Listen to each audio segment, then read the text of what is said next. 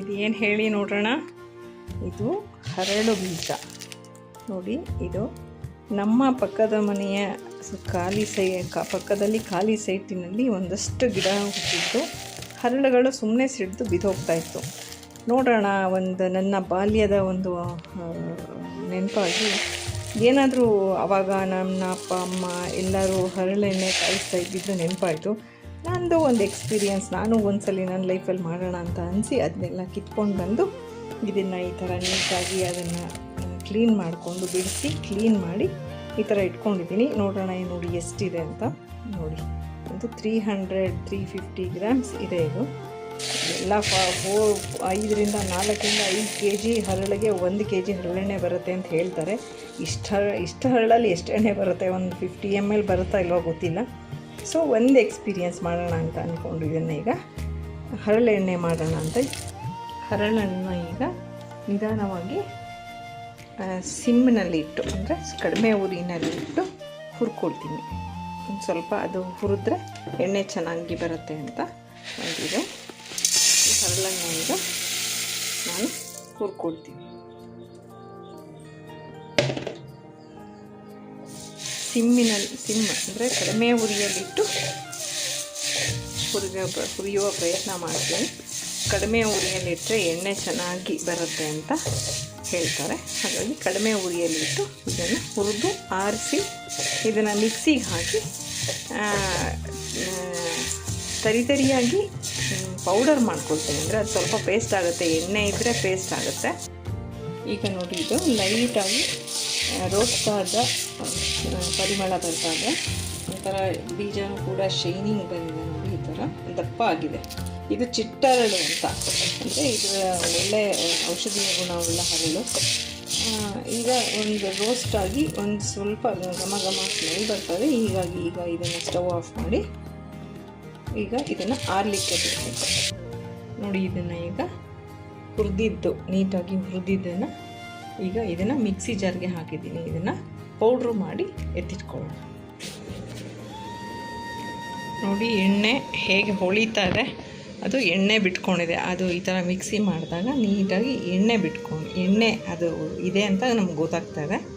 ಈಗ ಇದನ್ನು ನೋಡಿ, ಈ ಥರ ಎಲ್ಲನೂ ಮಾಡಿಟ್ಕೊಂಡಿದ್ದೀನಿ.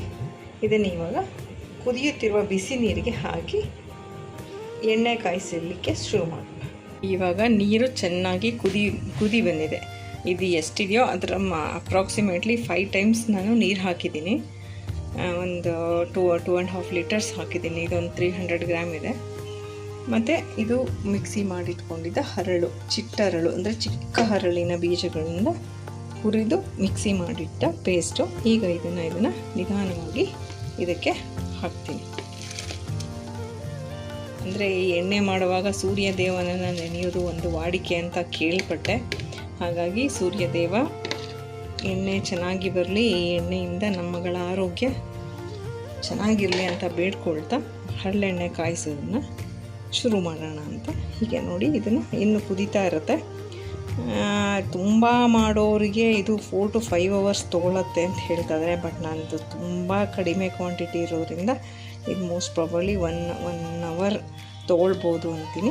ಹಾಗೆ ಸ್ಟೆಪ್ ಬೈ ಸ್ಟೆಪ್ ತೋರಿಸ್ತಾ ಹೋಗ್ತೀನಿ ಹೇಗಾಗುತ್ತೆ ಅಂತ. ಈಗ ಬಿಸಿ ನೀರಿಗೆ ಹಾಕಿ ಕೈ ಬಿಡದೆ ಇದನ್ನು ಹೀಗೆ ಕೈ ಆಡ್ತಾ ಇರ್ತೀನಿ. ನೋಡೋಣ ಹೇಗಾಗುತ್ತೆ, ಎಣ್ಣೆ ಬರುತ್ತಾ, ಹೇಗೆ ಬರುತ್ತೆ ತೋರಿಸ್ತೀನಿ ನಾನು ನಿಮಗೆ. 1/4 ಗಂಟೆಯ ನಂತರ ಇಷ್ಟಾಗಿದೆ ನೋಡಿ. ಇದು ಕಡಿಮೆ ಆಗಿದೆ ನೀರು. 1/4 ಗಂಟೆ ಆಗಿದೆ. ನಾನು ಇದನ್ನಿಟ್ಟು ಕಂಟಿನ್ಯೂಸ್ ಸ್ಟಿರ್ ಮಾಡ್ತಾಯಿದ್ದೀನಿ, ತೋರಿಸ್ತಾನೆ ಇದ್ದೀನಿ. ಇದು ಅರ್ಧ ಗಂಟೆಯ ನಂತರ ನಾನು ಎಷ್ಟು ನೀರು ಹಾಕಿದ್ನೋ ಅದರ ಅರ್ಧದಷ್ಟು ಕಡಿಮೆ ಆಗಿದೆ. ನೋಡೋಣ ಇನ್ನೇನು ಆಯಿಲ್ ಬರಬೇಕು, ಹೇಗಾಗುತ್ತೆ ನೋಡೋಣ. ಅರ್ಧ ಗಂಟೆಯಲ್ಲಿ ಅರ್ಧ ಕಡಿಮೆ ಆಗಿದೆ. ಈಗ 3/4 ಗಂಟೆ ಆಯಿತು. ಇಷ್ಟು ಗಟ್ಟಿಯಾಗಿದೆ. ಎಣ್ಣೆ ಎಲ್ಲಿ ಬರ್ತಾಯಿದೆ ಗೊತ್ತಿಲ್ಲ. ಈಗ ನೋಡಿ, ಇವಾಗ 1 hour almost 45 minutes to 1 hour ಆಗಿದೆ. ಆಯಿಲ್ ಬಂದಿದೆ. ನೋಡೋಣ ಎಷ್ಟು ಬಂದಿದೆ. ಇದನ್ನು ಸ್ವಲ್ಪ ಆರಕ್ಕೆ ಬಿಟ್ಟು ಆಮೇಲೆ ಇದನ್ನು ಶೋಧಿಸ್ಬಿಟ್ಟು ನಿಮಗೆ ತೋರಿಸ್ತೀನಿ. ನೋಡಿ, ಇದು ಆಯಿಲ್ ನೀಟಾಗಿ ನಿಮಗೆ ಕಾಣಿಸ್ತಾ ಇದೆ ಅಂತ ಅಂದ್ಕೊಳ್ತೀನಿ. ನೋಡಿ, ಹರಳೆಣ್ಣೆ ನನಗೆ ಇಷ್ಟು ಸಿಕ್ಕಿದೆ. ಇಷ್ಟು ಪ್ಯೂರ್ ಹರಳೆಣ್ಣೆ ನನಗೆ ಸಿಕ್ಕಿದೆ, ಶೋಧಿಸಿ ಇಟ್ಟಿದ್ದೀನಿ. ಮತ್ತು ಇದು ನಾನು ತೊಗೊಂಡಿದ್ದು 300 ಸಮಥಿಂಗ್ ಹರಳು. ಅದಕ್ಕೆ ನೋಡಿ ನನಗೆ 67 ಗ್ರಾಮ್ಸ್ ಆಫ್ ಹರಳೆಣ್ಣೆ ನನಗೆ ಬಂದಿದೆ. ಅಂದರೆ ಆ್ಯಕ್ಚುಲಿ ನನಗೆ ಒಳ್ಳೆ ಇದರಲ್ಲೇ ಸಿಕ್ಕಿದೆ.